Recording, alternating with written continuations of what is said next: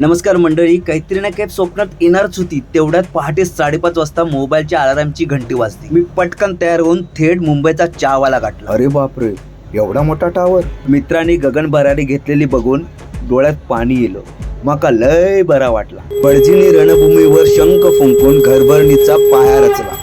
मित्राने ग्रामदेवतेला गारानं गाळून शुभारंभाचा नारळ फोडला. वहिनीने लक्ष्मीच्या पावलाने घरात गृहप्रवेश केला. अन्न हे परब्रह्म अशी शपथ घेऊन वहिनीने अग्नीची पूजा अर्चना केली. भटजीने पुन्हा शंख फुंकून रणभूमीवर पूजेला सुरुवात केली. सर्व देवांना साक्ष मानून आई वडिलांच्या कृपेने लहान थोर मंडळीच्या आशीर्वादाने विधी संपन्न झाली. मी नमस्कार करून निघणारच होतो, तेवढ्यात पोटात झोपलेले किडे जागे झाले. समोर असलेली थंडाची बॉटल गटागटा पिऊन मी त्यांना शांत केला आणि त्यांना एवढंच सांगितलं, आज फक्त गोड जेवण आहेत, लवकरच हॉटेलला तिखट जेवण मिळेल, तोपर्यंत शांत राहा.